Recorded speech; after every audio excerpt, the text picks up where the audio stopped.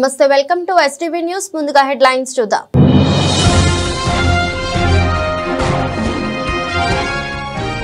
మంగళగిరి నియోజకవర్గ వ్యాప్తంగా చేపట్టిన పలు అభివృద్ధి పనుల పురోగతిపై అధికారులతో మంత్రి నారా లోకేష్ సమీక్ష. వివిధ పనుల పురోగతిని పవర్ పాయింట్ ప్రెజెంటేషన్ ద్వారా వివరించిన అధికారులు.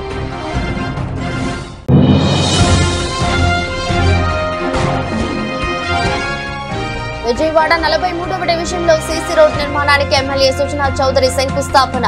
ప్రజల సమస్యలను పరిష్కరించేలా కూటమి ప్రభుత్వం పనిచేస్తుందని వెల్లడి.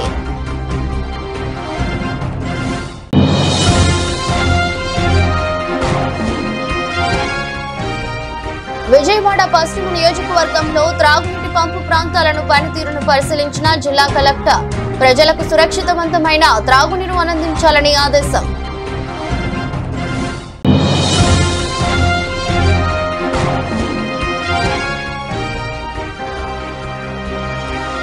జంగయ్యపేటను ఇండస్ట్రియల్ కారిడార్ గా ప్రకటించాలి. ప్రభుత్వాన్ని డిమాండ్ చేసిన ఎన్టీఆర్ జిల్లా సిపిఐ కార్యదర్శి దోనేపూడి శంకర్. ఐటీ ఇతర కంపెనీలు మంగళగిరికి వచ్చేందుకు ఆసక్తి చూపిస్తున్నాయని, భవిష్యత్తులో 50,000 మంది పనిచేసేందుకు అవకాశం ఉందని విద్యా ఐటీ శాఖల మంత్రి నారా లోకేష్ పేర్కొన్నారు. ఐటీ ఇతర కంపెనీలు మంగళగిరికి వచ్చేందుకు ఆసక్తి చూపిస్తున్నాయని, 2వ విడత ఇళ్ల పట్టాల పంపిణీకి చర్యలు చేపట్టండి అధికారులకు ఆదేశాలు జారీ చేశారు. మంగళగిరి నియోజకవర్గ వ్యాప్తంగా చేపట్టిన పలు అభివృద్ధి పనుల పురోగతిపై ఉండవల్లి నివాసంలో అధికారులతో మంత్రి సమీక్షించారు.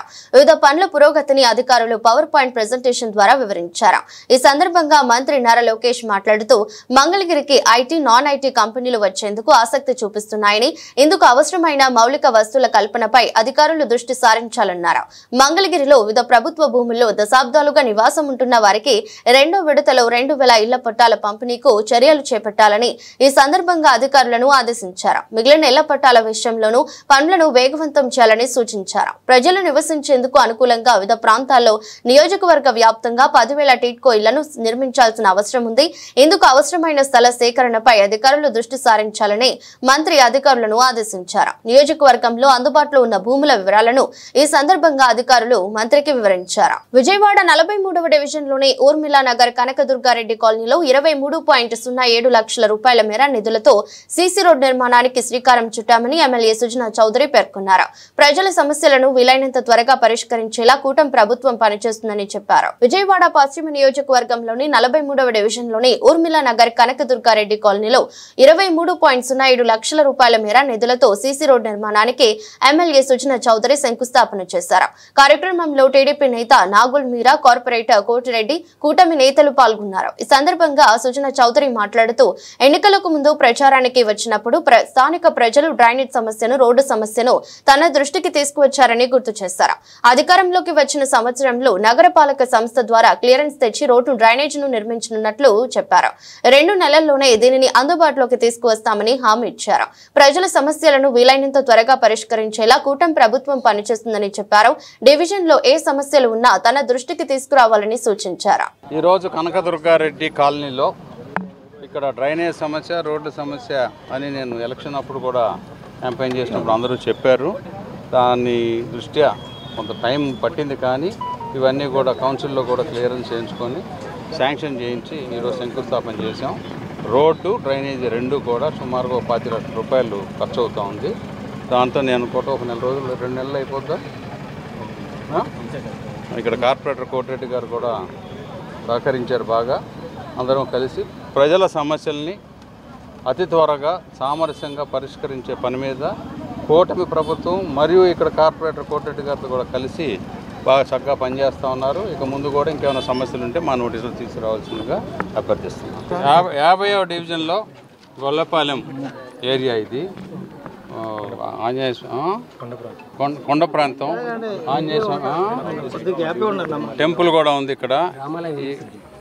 వీధి పేరు రామాలయ వీధి.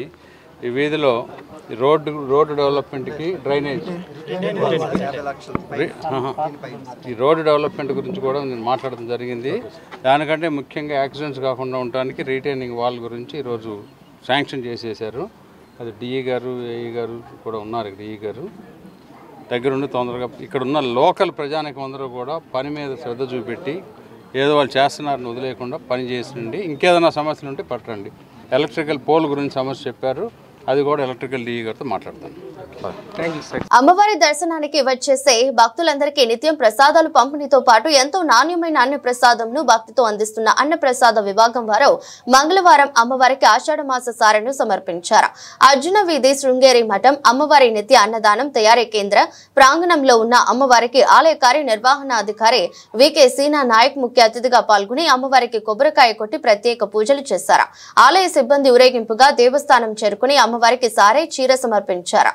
ఈ అమ్మవారి సారి సమర్పణ కార్యక్రమంలో నిత్య అన్న ప్రసాద పథకం సిబ్బంది ఆలయ ఉద్యోగులు పాల్గొన్నారు.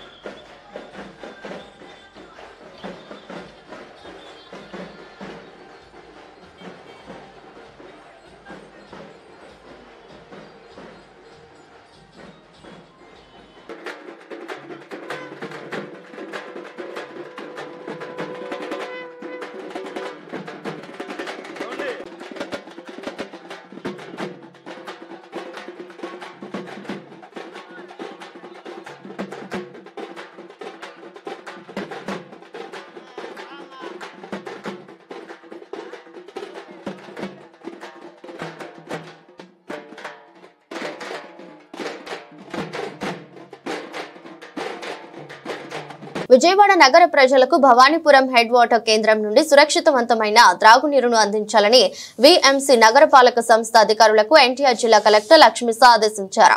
ప్రకాశం బ్యారేజ్ ఎగువ ప్రాంతంలో గత 4 రోజుల నుంచి కురుస్తున్న భారీ వర్షాల కారణంగా బ్యారేజ్ కి చేరుతున్న వరద నీరును శుభ్రపరిచి ప్రజలకు మంచి ఆరోగ్యకరమైన త్రాగునీరును అందించేందుకు చర్యలు తీసుకోవాలని కోరారు. పశ్చిమ నియోజకవర్గంలోని భవానీపురం హెడ్ వాటర్ వర్క్ కేంద్రంలో మున్సిపల్ అధికారులతో కలిసి ఎన్టీఆర్ జిల్లా కలెక్టర్ లక్ష్మీసా త్రాగునీటి పంపు ప్రాంతాలను పనితీరును పరిశీలించారు. 4 ర్యాపిడ్ ఇసుక ఫిల్టర్లు మరియు 4 అవక్షేపణ ట్యాంకులు ఉపయోగంలో ఉన్నాయని మున్సిపల్ అధికారులు కలెక్టర్ కు వివరించారు. నీటిని క్రిమి సంహారక చేయడానికి క్లోరిన్ వాయువును ఉపయోగిస్తున్నామని కలెక్టర్ కు చెప్పారు. శుద్ధి చేసిన నీటిని భూగర్భ సంపులో నిల్వ చేసి దాని నుండి నగరంలోని వివిధ శాఖలకు పంపు చేస్తున్నారు. కలెక్టర్ వాటర్ శాంపుల్లను పరిశీలించారు. ర్యాపిడ్ శాండ్ ఫిల్టర్ యొక్క బ్యాక్ వాషింగ్ ప్రక్రియను వివరించారు. టర్బిడిటీ మరియు క్లోరిన్ స్థాయిల పరీక్షను ప్రయోగశాలలో జరుగుతున్న తీరును కలెక్టర్ కు అధికారులు వివరించారు. ఏదేమైనా అధికారులు వాటర్ సప్లై విషయంలో ప్రజలకు ఎలాంటి ఇబ్బందులు కలగకుండా జాగ్రత్తలు తీసుకుని శుద్ధి చేసిన వాటర్ పంపుల ద్వారా తరపున చేసే విధంగా చర్యలు తీసుకోవాలని కలెక్టర్ లక్ష్మీసా నగరపాలక సంస్థ అధికారులను కోరారు.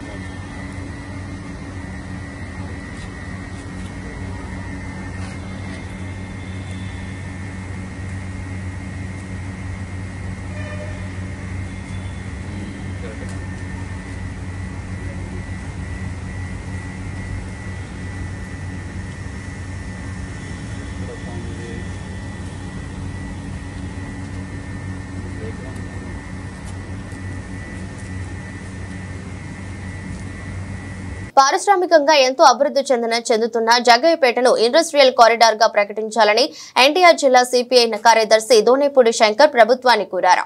మంగళవారం కోదాడ రోడ్డులోని డిపో సెంటర్ లో ఉన్న భారత కమ్యూనిస్టు పార్టీ కార్యాలయం పిల్లలమర్రి భవన్ లో ఏర్పాటు చేసిన విలేకరుల సమావేశంలో ఆయన మాట్లాడుతూ వామపక్ష భావజాలానికి ఎంతో పేరుగాంచిన జగ్గయ్యపేటలో ఎన్టీఆర్ జిల్లా మహాసభలు జరుపుకోవడం ఎంతో ఆనందంగా ఉందన్నారు. 100 వసంతాలు చరిత్ర కలిగిన భారత కమ్యూనిస్టు పార్టీకి జగ్గయ్యపేట ప్రాంతం ఎంతో పేరుగాంచిందని ఆయన అన్నారు. పారిశ్రామికంగా కూడా జగ్గయ్యపేట ప్రాంతం ఎంతో అభివృద్ధి చెందిందని అన్నారు.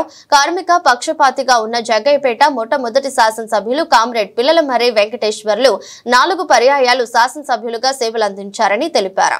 ఈ సమావేశంలో దళిత హక్కుల పోరాట సమితి రాష్ట్ర ఆర్గనైజింగ్ కార్యదర్శి కామ్రేడ్ బుట్టిరాయప్ప, జగ్గయ్యపేట నియోజకవర్గ కార్యదర్శి అంబోజీ శివాజీ, సహాయ కార్యదర్శి పోతుపాక వెంకటేశ్వర్లు, మండల కార్యదర్శి మెటికాల శ్రీనివాసరావు, సహాయ కార్యదర్శి భోగ్యం నాగులు, పట్టణ సహాయ కార్యదర్శి మహమ్మద్ అసదుల్లా, కార్యవర్గ సభ్యులు రాణి, ఏఐవైఎఫ్ నాయకులు కరిసే మధు తదితరులు పాల్గొన్నారు. ప్రథమ శాసనసభ్యులు జగ్గేపేట కమ్యూనిటీ పిల్లలమల్లి వెంకటేశ్వర్లను స్మరిస్తూ సూర్యదేవర నాగేశ్వరరావు సభా ప్రాంగణంలో 2 రోజుల పాటు జరిగేటువంటి మహాసభలు జరిపడానికి జగ్గేపేట ప్రజలు, ప్రజానీకం, ఎన్టీఆర్ జిల్లా ప్రజలు, ప్రజానీకం ఇతోరికంగా ఆర్థిక సహకారాలు అందించవలసిందిగా విజ్ఞప్తి చేస్తూ ప్రత్యేకించి ఒక పారిశ్రామిక కేంద్రమైనటువంటి జగ్గేపేట పట్టణాన్ని ఇండస్ట్రియల్ క్యారిడార్గా రూపొందించాలని చెప్పి ప్రభుత్వం ఆ వైపుగా చర్యలు తీసుకోవాలని, అలాగే వేదాద్రి ఎత్తిపోతల పథకం, పోలంపల్లి ముందరి ప్రాజెక్టు ఎత్తిపోతల పథకం,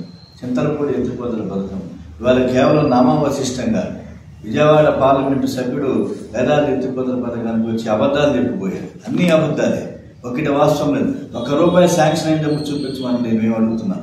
₹1 నువ్వు శాంక్షన్ చేయాలి. రాష్ట్రం నుంచి విడుదల కాల, కానీ వేదాద్రి ఎత్తిపోతల పథకాన్ని పూర్తి చేస్తామని చెప్పేసి చెప్తున్నారు. కాబట్టి ఇవాళ పాలకపక్షం ఆ వైపుగా సాగునీరు, తాగునీరు కోసం తక్షణమే ఈ 3 ప్రాజెక్ట్స్ని కూడా అత్యంత వేగవంతంగా పూర్తి చేయాలని చెప్పేసి డిమాండ్ చేస్తున్నాం. జగ్గేపేటలో ఉన్నటువంటి వాయు కాలుష్యాన్ని నివారించాలి. ఇవాళ పరిశ్రమల నుంచి వెలువడినటువంటి కాలుష్యం, దుర్గంధభూతమే ప్రజల ఆరోగ్యాన్ని పాటు చేసినటువంటి నేపథ్యం, అలాగే దేవాదాయ భూముల్లో నివసిస్తున్నటువంటి జగ్గేపేట ప్రాంతంలో వారందరికీ కూడా ఇళ్ల పట్టాలు రిజిస్ట్రేషన్ చేయాలని చెప్పేసి ఈ సందర్భంలో డిమాండ్ చేస్తున్నాం. అదే సందర్భంలో వేలాదిగా ఉన్నటువంటి భవన నిర్మాణ కార్మికుల సంక్షేమ బోర్డును పునరుద్ధరించడం ద్వారా కార్మికుల సంక్షేమానికి ప్రభుత్వం ఇచ్చేయాలని చెప్పేసి డిమాండ్ చేస్తున్నాం. భవన సంక్షేమ బోర్డును పునరుద్ధరించాలని చెప్పేసి ప్రధానమైన డిమాండ్ ఈ మహాసభలో జగ్గేపేటలో చర్చ జరుగుతున్నది. ఆ వైపుగా భవిష్యత్తులో కూడా కార్మికుల సంక్షేమం కోసం ఉద్యమాలు నిర్వహిస్తామని చెప్పి ప్రత్యేకించి ఎన్టీఆర్ జిల్లా వ్యాప్తంగా ఉన్నటువంటి ప్రజా సమస్యలపైన ఆపరేషన్ బుడమేరు, అలాగే చింతలపూడి ఎత్తిపోతల పథకం, అలాగే కిడ్నీ బాధితుల సమస్య, కృష్ణా జిల్లాల పరిష్కారం, తిరువురు అనేక సమస్యలపైన ఎన్టీఆర్ జిల్లాలో జరిగేటువంటి మహాసభలో 2వ రోజు జరిగేటువంటి ప్రతినిధి సభలో అన్ని అంశాలపైన చర్చ జరుగుతుంది. ఆ వైపుగా భవిష్యత్తులో కమ్యూనిస్టు ఉద్యమం బలోపేతం చేయడానికి రాబోయేటువంటి జగ్గేపేట మున్సిపల్ ఎన్నికల్లో కూడా మా పోటీ ఖచ్చితంగా ఉంటుందని చెప్పేసి మేము తెలియజేస్తున్నాం. ఆ వైపుగా ఈ మహాసభ జరపడానికి ప్రజలందరూ సహకరించాలని చెప్పి పాత్రికేయ ప్రపంచం ద్వారా ప్రజలకు తెలియజేస్తున్నాం. విద్యుత్ మీటర్ల విషయంలో ప్రజలు ఇబ్బంది పెట్టే నిర్ణయాన్ని సీఎం చంద్రబాబు ఎన్నడూ తీసుకోరని విజయవాడ తూర్పు ఎమ్మెల్యే గద్దె రామ్మోహన్ అన్నారు. ట్రూ ఆఫ్ ఛార్జీలు రద్దు చేశామని ప్రజలు ఆందోళన చెందాల్సిన అవసరం లేదని స్పష్టం చేశారు. కూటమి ప్రభుత్వం చేపట్టిన సుపరిపాలనలో తొలి అడుగు కార్యక్రమం తూర్పు నియోజకవర్గ పరిధిలోని 21వ డివిజన్ సబ్వే సమీపంలో సాగింది. ఎమ్మెల్యే గద్దె రామ్మోహన్ పాత గుడ్డల బజారులో ఇంటింటికి పర్యటించారు. ప్రజలను కలుసుకుని సమస్యలు అడిగి తెలుసుకున్నారు.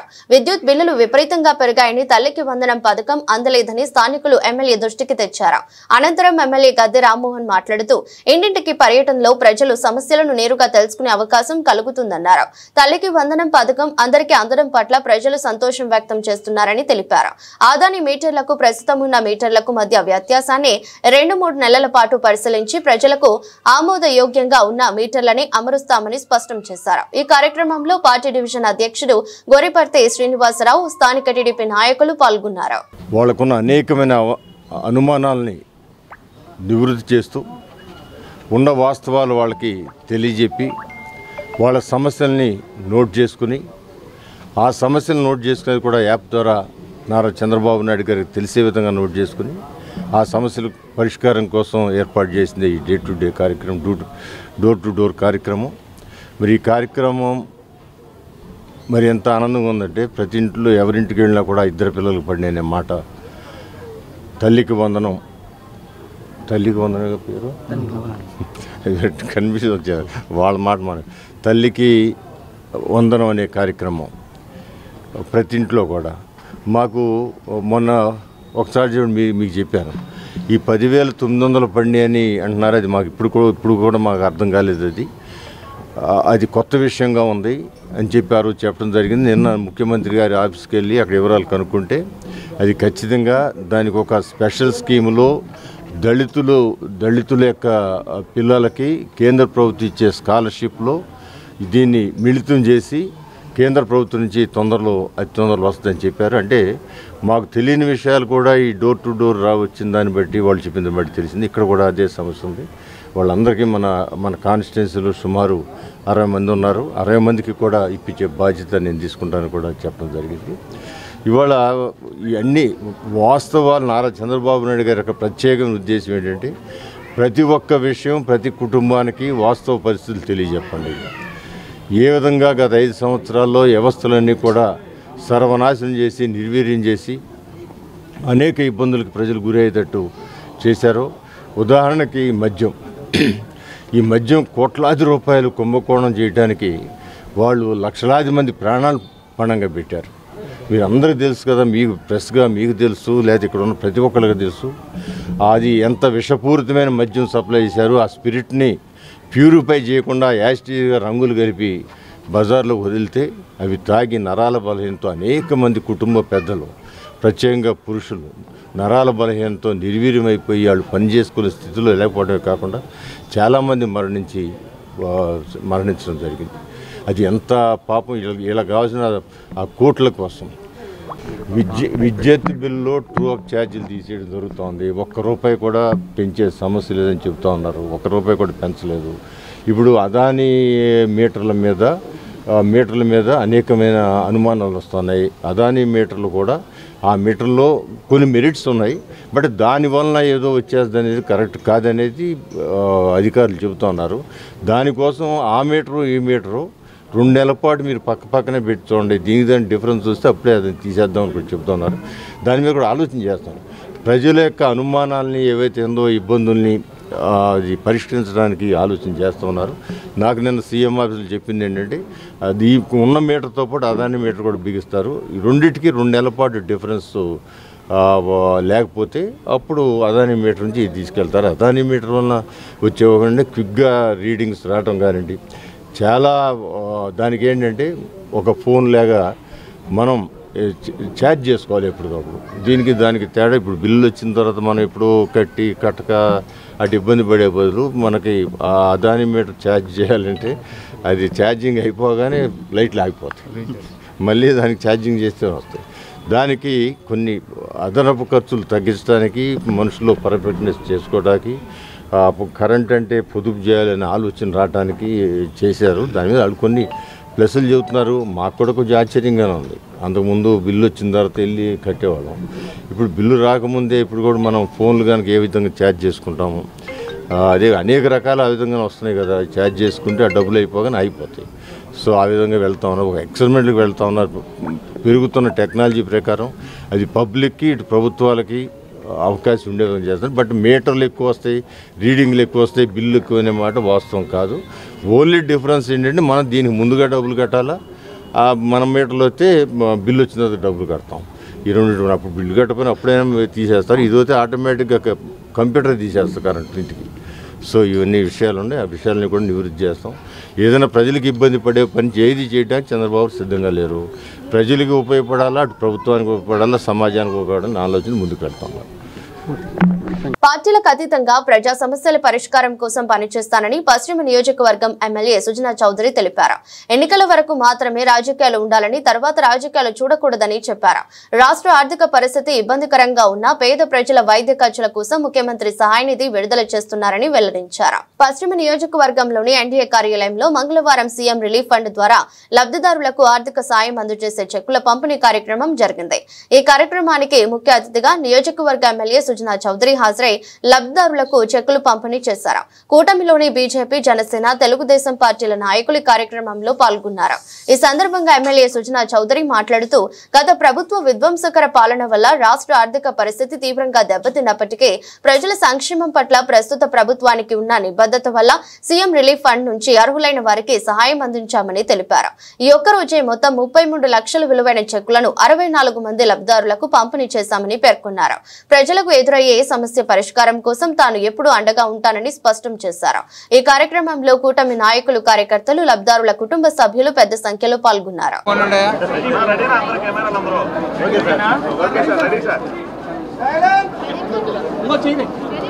రెడీగా ఓకే, అందరికీ నమస్కారం బాబు.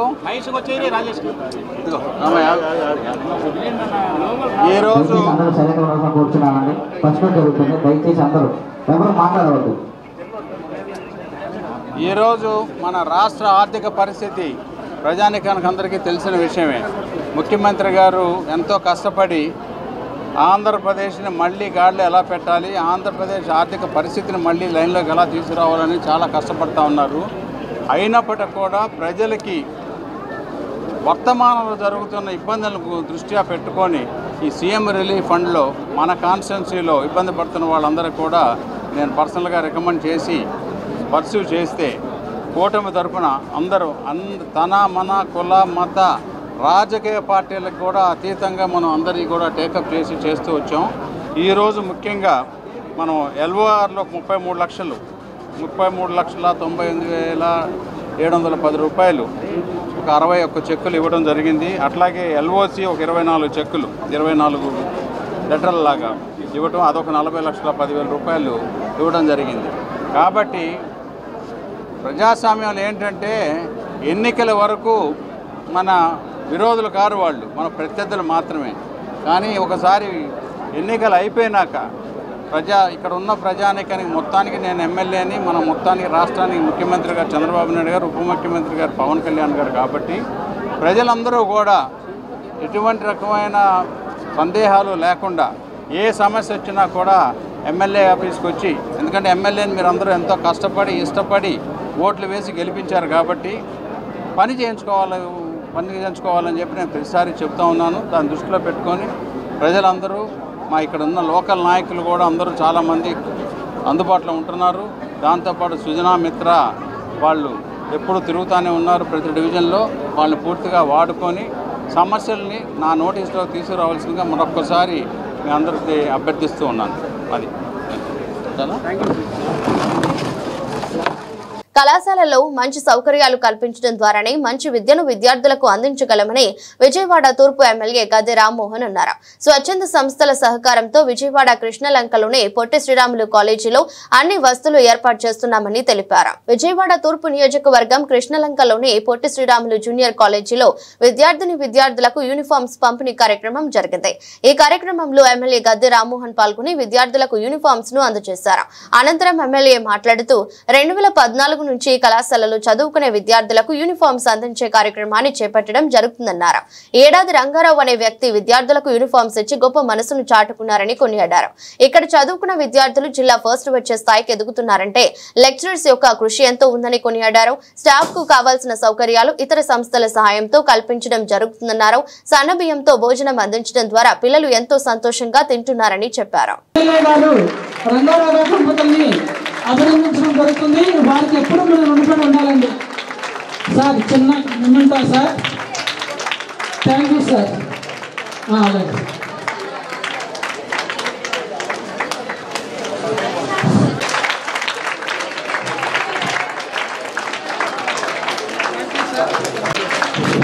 సార్ మన స్టాఫ్ మీరు రండి, వరప్రసాద్ గారి దగ్గర రండి. పిల్లలకి వాళ్ళకి కావాల్సిన అవసరాలు ప్రతి సంవత్సరం కూడా ఒక క్రమమైన విధానంలో బట్టల పంపిణీ కార్యక్రమం రంగారావు లాంటి పెద్దలు ఇవ్వటం, వాళ్ళకి పర్మనెంట్ లెక్చరర్స్ని శాంక్షన్ చేయించడం, ఇవన్నీ కూడా నారా చంద్రబాబు నాయుడు గారి నాయకత్వంలో ఆ రోజున గంటా శ్రీనివాసరావు విద్యాశాఖ మంత్రి ఉండగా చేపించడం జరిగింది. అన్ని సౌకర్యాలు కల్పించి మన ఉమ్మడి కృష్ణా జిల్లాలోనే ఏ గవర్నమెంట్ కాలేజీకి లేని భవన నిర్మాణం కూడా ఇక్కడ చేపట్టడం జరిగింది. దానికి తగ్గట్టుగానే పిల్లలు కడు పేదవారి పిల్లలు, ఆ పిల్లలు ఈ రోజున జిల్లా ఫస్ట్ వచ్చే స్థితికి వచ్చారంటే ఈ కాలేజీలో ఉన్న లెక్చరర్స్ని మనం ఖచ్చితంగా గౌరవించాలి. ఎందుకంటే ఇక్కడ లెక్చరర్స్ అందరూ కూడా సీనియర్ లెక్చరర్స్, గవర్నమెంట్లో అత్యున్నతమైన వాళ్ళ నాలెడ్జ్తో ఉద్యోగం తెచ్చుకుని ఇక్కడ పర్మనెంట్ లెక్చరర్స్గా ఇక్కడ అపాయింట్ అయ్యి వాళ్ళు ప్రతి పిల్లడు కూడా ఉత్తీర్ణుడు కావాలా, జిల్లా ఫస్ట్ వచ్చే స్థితికి రావాలని చెప్పి ఎంతో శ్రద్ధగా చెప్పడం ఈ కాలేజీ స్టాఫ్ను కూడా మనం ఖచ్చితంగా అభినందించాలి. ఈ రోజున ఈ సంవత్సరం అయితే జిల్లా ఫస్ట్ ఇక్కడ పాస్ ఆఫ్ ది పర్సంటేజ్లోను ఒక పిల్లడికి అత్యధిక మార్కులు రావటం కూడా జరిగిందంటే అది చాలా ఆనందంగా ఉంది.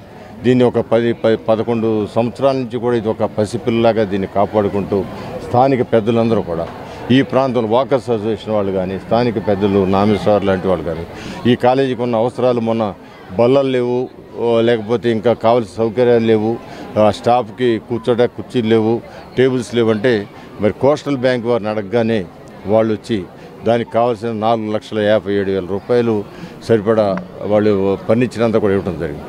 గతంలో కూడా కెనరా బ్యాంక్ వాళ్ళు రిక్వెస్ట్ చేస్తే కెనరా బ్యాంక్ వాళ్ళు ఇవ్వటం జరిగింది. అలాగే స్థానిక పెద్దలు వాళ్ళు ఇవ్వగలిగిన సౌకర్యాలు కల్పించడం జరిగింది. ఇవాళ సన్న బియ్యంతో భోజనం పెట్టడం వల్ల 100% ఇక్కడ భోజనం చేస్తారని చెప్పి ఆ లెక్చరర్స్ చాలా ఆనందంగా చెబుతున్నారు. పిల్లలందరూ కూడా మేము భోజనం మాకు బాగుంటుంది, మెనూ బాగుంది, బియ్యం బాగున్నాయి, అందువల్ల మేము అందరం ఇళ్ళకాడ తెచ్చుకోండి ఇక్కడే భోజనం చేస్తున్నాం. గతంలో అయితే గత ప్రభుత్వంలో ఇచ్చిన బియ్యం ద్వారా వాటి ద్వారా సగం మంది కాలేజీలు కూడా తీశారు మధ్యాహ్న భోజనం. నాకు తెలిసి కాలేజీలకు ఇవ్వాల 5 సంవత్సరాలు వాళ్ళు ఇవ్వాల. అంత 2014-19లో కాలేజీలకి అప్పుడు ఇవ్వటం జరిగింది. మరలా ఇప్పుడు పవన్ కళ్యాణ్ గారు, నారా చంద్రబాబు నాయుడు గారు నాయకత్వంలో డొక్కా సీతమ్మ మధ్యాహ్న భోజన పథకం అని ఇక్కడికి ఏర్పాటు చేయడం జరిగింది. వీళ్ళందరికీ మంచి వాతావరణం సృష్టిస్తేనే వాళ్ళందరూ బాగా ఉత్తీర్ణంగా చదువుకుని వాళ్ళు ఖచ్చితంగా ముందుకు వెళ్ళగలుగుతారు. ఈరోజు నారా చంద్రబాబు నాయుడు గారు మేనిఫెస్టోలో ప్రత్యేకంగా పొందుపరిచి 20 లక్షల ఉద్యోగాలు కల్పన ధ్యేయంగా పొందుపరిచి ఇవాళ క్వాంటమ్ వాల్యూ లాంటి ఒక గొప్ప నూతనమైన విధానాన్ని తీసుకురావటం, అనేకమైన కంపెనీలను ఆహ్వానించడం, ఆ కంపెనీల ద్వారా ఇన్ని ఉద్యోగాల కల్పనకి హామీ తీసుకోవడం, ఇవన్నీ కూడా మంచి పరిణామాలు. ఈ పిల్లలు చదువుకుని టైర్డ్ అయ్యేపటికి ఈ మంచి అభివృద్ధి పదంలో అమరావతి నగరం ఉంటే కాకుండా వీళ్ళందరికీ ఉద్యోగాలు ఇచ్చే స్థితికి ఆ నగరం తయారవుతుందని కూడా ఆలోచిస్తూ మరొకసారి ఇక్కడ జూనియర్ కాలేజీ కృష్ణలంక జూనియర్ కాలేజీకి మనస్ఫూర్తిగా నేను లెక్చరర్స్కి పిల్లలు కూడా అభినందనలు తెలియజేస్తున్నాను. నా పేరు టి రామకృష్ణ అండి, రీజనల్ మేనేజర్ కోస్టల్ బ్యాంక్. మనం ఈరోజు కాలేజీకి వాళ్ళ రిక్వెస్ట్ మీద సామాజిక సేవా బాధ్యతల కార్యక్రమంగా 4,50,000కి సంబంధించి ఫర్నిచర్, కంప్యూటర్స్, నెక్స్ట్ స్టోర్వెల్స్ ఎమ్మెల్యే గారు మా మేనేజ్మెంట్ దృష్టికి తీసుకొస్తే మొన్న మార్చి నెలలో ఇవ్వడం జరిగింది. అది ఈరోజు అందరి సమక్షంలో ప్రారంభోత్సవం జరిగింది. మంది విజయవాడ కేంద్రంగా పనిచేస్తున్న కమర్షియల్ బ్యాంక్ అండి. మన నవ్యాంధ్రలో ఉన్న ఏకైక కమర్షియల్ బ్యాంక్ మాది. ఈ గుంటూరు నుంచి వైజాగ్ వరకు ఈ 5 జిల్లాల్లో, ఉమ్మడి 5 జిల్లాల్లో 50 బ్రాంచ్లు ఉన్నాయి. 25 సంవత్సరాలు పూర్తి చేసుకుని సిల్వర్ జూబ్లీ మొన్న డిసెంబర్ 27వ తారీఖున 25 సంవత్సరాలు పూర్తి చేసుకున్నాం మేము మీ అందరి సహకారంతో. మనం ఈ హెడ్ ఆఫీస్ విజయవాడలో ఉండడం వల్ల మనకి వచ్చిన లాభాల్లో 2% వరకు సిఎస్ఆర్ ప్రోగ్రాం ద్వారా మనం ఎక్కువ విజయవాడ చుట్టుపక్కల స్కూల్స్కి కానీ గవర్నమెంట్ హాస్పిటల్స్కి కానీ అలా ఎవరికైనా సరే మనం సహాయం చేయడానికి ముందుకు వస్తున్నాం. అందరికీ నమస్కారం అండి. వార్తలు ముగించే ముందు మరోసారి హెడ్లైన్స్.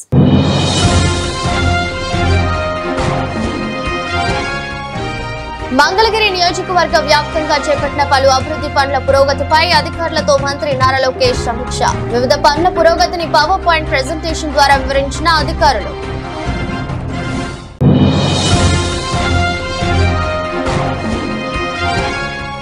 విజయవాడ 43వ డివిజన్లో సీసీ రోడ్ నిర్మాణానికి ఎమ్మెల్యే సుజనా చౌదరి శంకుస్థాపన. ప్రజల సమస్యలను పరిష్కరించేలా కూటమి ప్రభుత్వం పనిచేస్తుందని వెల్లడి.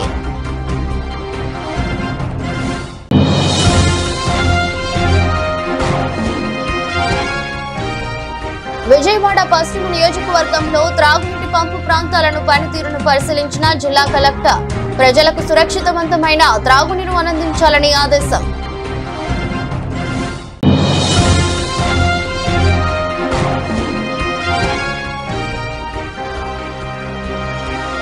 జంగయ్యపేటను ఇండస్ట్రియల్ కారిడార్ గా ప్రకటించాలి. ప్రభుత్వాన్ని డిమాండ్ చేసిన ఎన్టీఆర్ జిల్లా సిపిఐ కార్యదర్శి దోనేపూడి శంకర్. ఇది బులెటిన్. మరో బులెటిన్లో మళ్ళీ కలుద్దాం. అంతవరకు సెలవు. నమస్కారం.